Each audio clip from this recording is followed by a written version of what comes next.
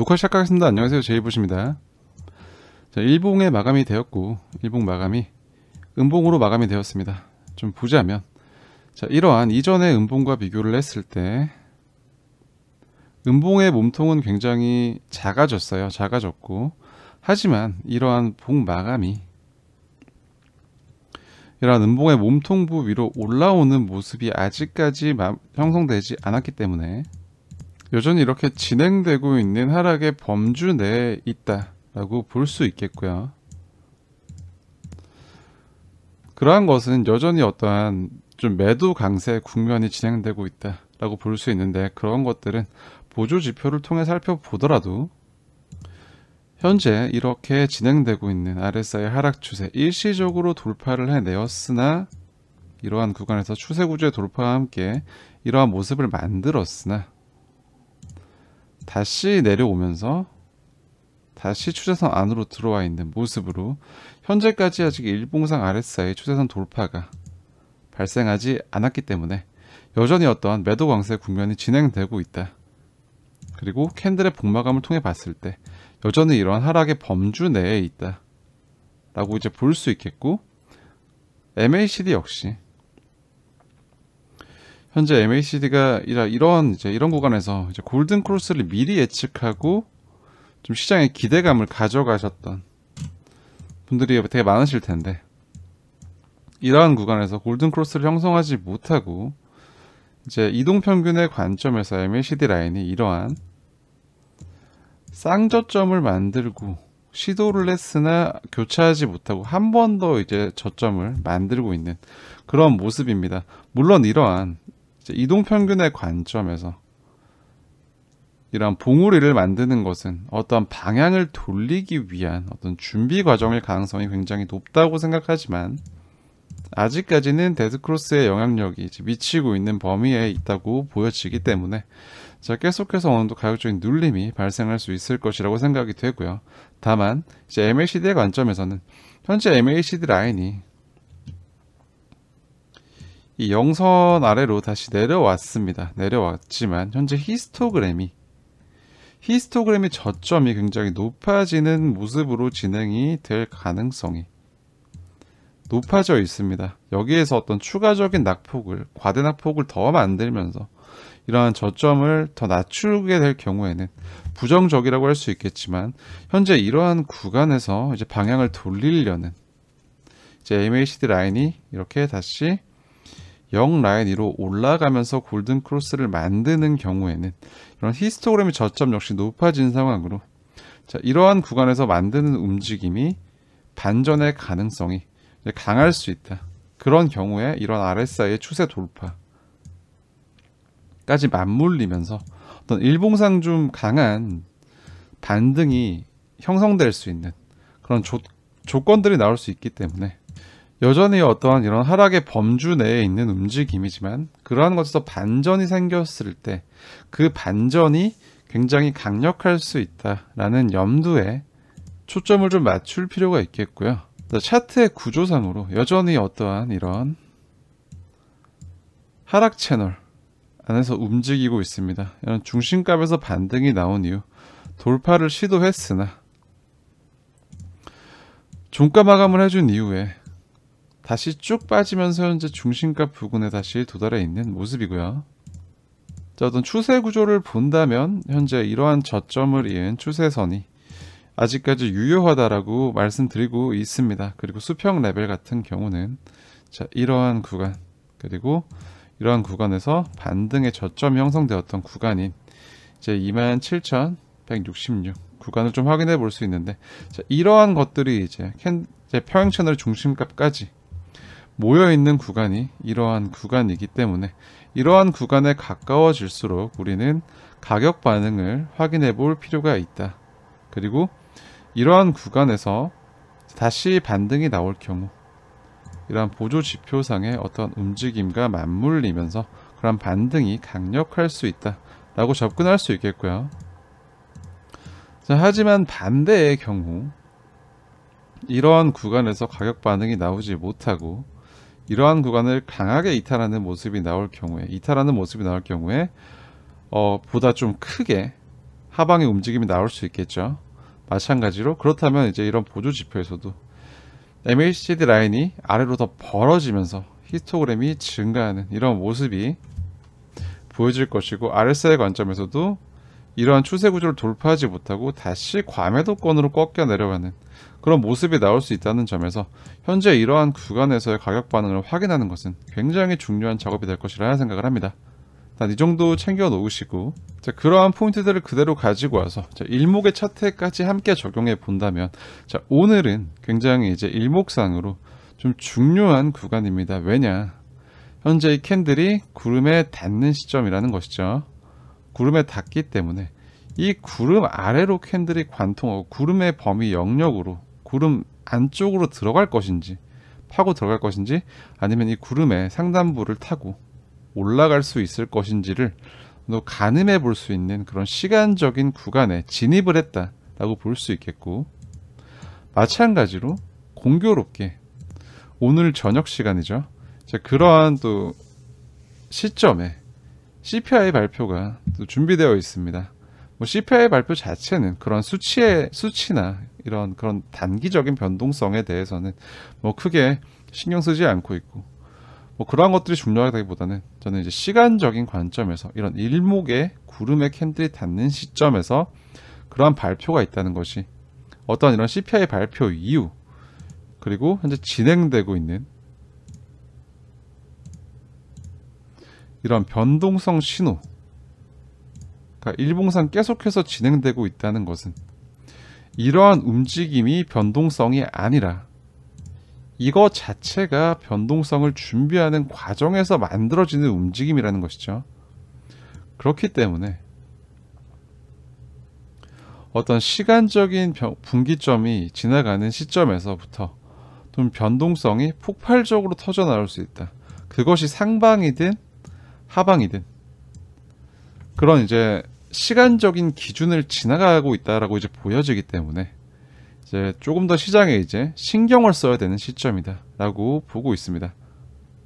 자, 만약 이러한 캔들의 움직임이 이제 구름대가 가파르게 상승한 구간을 따라 올라간다면 대략적으로 이런 식으로 구름을 따라서 상승하는 모습을 이제 생각해 볼 수 있겠고, 또 이러한 것을 이제 본다면 후행 스팬은 이러한 시점에서 이런 기준선을 이탈하지 않고 전환선과 기준선의 영역을 따라 올라가면서 자, 이러한 구간에서 돌파를 다시 만들어내는 그런 모습으로 진행될 수 있다는 것이고, 상방의 변동성의 대략적인 그림이 될 것이고, 자, 이러한 구간에서 아래로 변동성이 터지게 될 경우 대략적인 경로는 이렇게 될 것인데, 이걸 또 이제 경로 자체는 그냥 방향을 표시하는 것이라고 생각하시면 되겠습니다. 어떤 특정한 기준에 맞춰서 정밀하게 그린 작도는 아니니까 참고만 하시면 되겠고, 후행 스팬을 이렇게 본다면, 그럼 이런 구간에서 가격이 떨어지게 해서 구름대 안으로 내려가게 된다면 후행 스팬이 기준선을 하방 관통하면서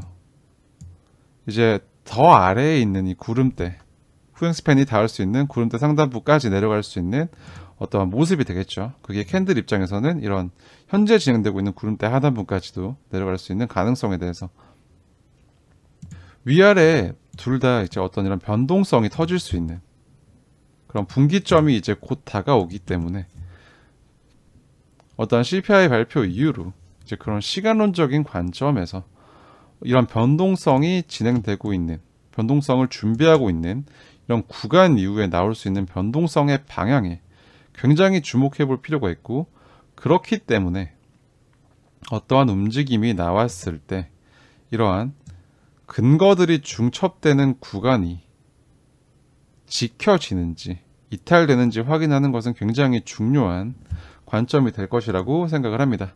이러한 구간을 이탈하지 않는 범위 내에서 가격이 올라가거나 이제 지지를 받고 올라간다면 상방의 변동성의 가능성이 높아지게 되는 것이고, 자, 이런 구간을 이탈했을 때는 그런 하방 변동성에 대해 생각해 보셔야 되겠다 라는 관점으로 시장을 접근하시면 될 것이라 생각을 하고요. 현재 이런 차트를 조금 더 확대해 본다면 이런 그 평행 채널 구조의 중심가 부근에서 일단 가격적인 반등이 나오고 있습니다. 자, 이러한 반등이 나올 수 있는 조건은 이런 구조 이외에도 어제 영상에서 제가 TD 시퀀셜 모델을 가지고 이제 역추세 매매에 근거한 어떤 반전의 포인트를 찾는 방법을 통해서 이제 이러한 구간에서 단기적으로 반등이 나올 수 있다 라고 이제 집어들었던 것 생각이 나실 텐데, 또 그러한 관점에서 또 접근할 수 있는 것이고, 하지만 현재 지금 이러한 구간, 이게 어디냐면 27,780, 이 구간은 제가 이러한 이탈이 만들어지면서 하락이 나올 경우 체크해 볼 만한 가격적인 구간이라고 했습니다.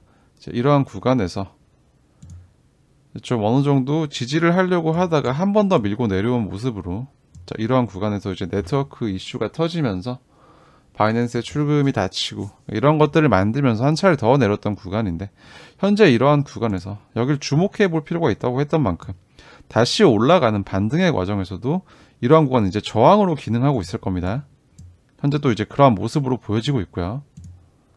자, 여전히 일봉 차트상 어떤 일봉의 일목 전환선 이탈 이후 계속 그런 추세가 진행되고 있는 그러한 모습이기 때문에 보다 큰 시간 프레임에서는 현재 하방 압력이 여전히 좀 존재하고 있는 상황입니다. 그러한 상황에서 현재 지금 전환선이 기준선을 하방 관통하고 이제 꽤 많이 이격이 되었죠.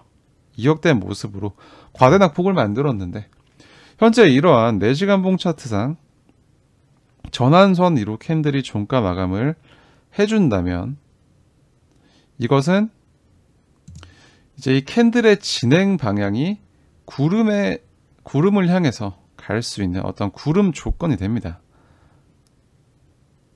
이러한 방향으로 갈 수 있는 조건이 되기 때문에 현재 이런 과대 낙폭 이후 4시간 봉 차트의 종가 마감이 일목의 전환선 위에서 지속적으로 마감이 되는지를 확인하는 것은 4시간 봉 시간 프레임에서 굉장히 중요한 작업이 될 것이라고 생각을 하고요.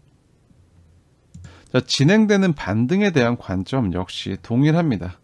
여전히 최소한 이런 주봉 시가 부근과 28,454 라인 위에서는 종가 마감을 해줘야 될 필요가 있고, 심지어 이조차도 아직까지 안심할 수 없다. 최소한 양운 위로 다시 올라서는 모습이 나와 주어야 어떤 이제 추세가 강하게 상승으로 갈 수 있다라는 기대를 해볼 수 있다라고 이제 말씀드릴 수 있겠고요.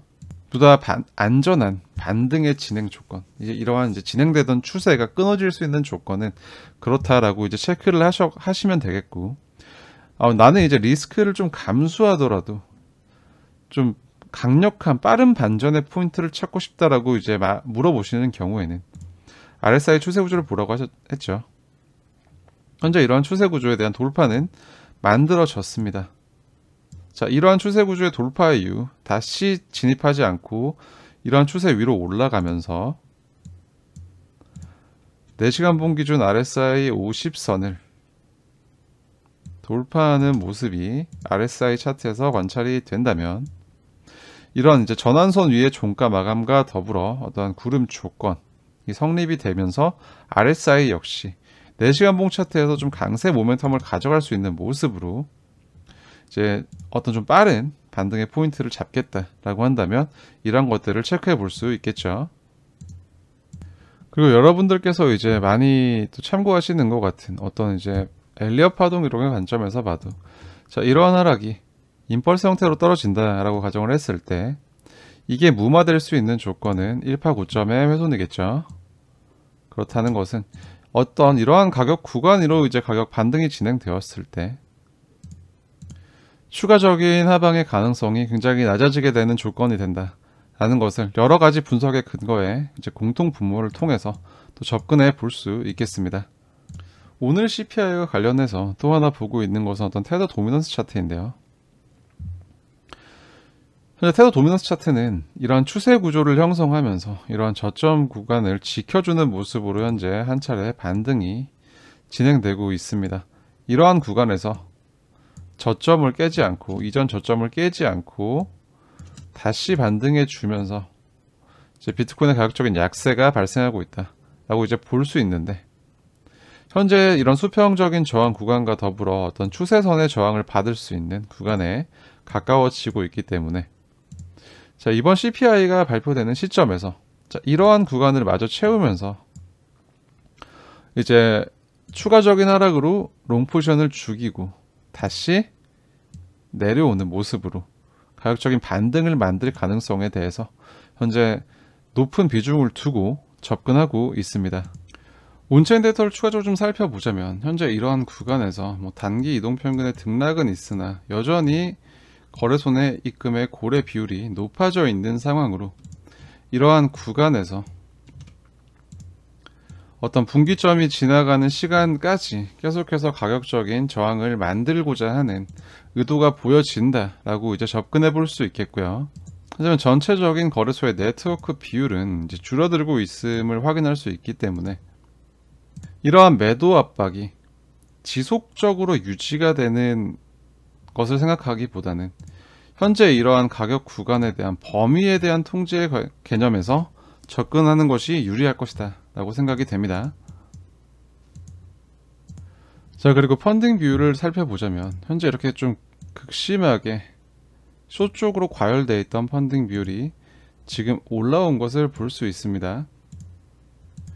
현재 다른 거래소들 같은 경우는 이런 펀딩 비율이 굉장히 여전히 음수를 유지하고 있는 구간에서 이제 바이낸스 거래소에서 조금 롱포지션이 많이 추가된 것으로 이제 확인이 되고 있고요.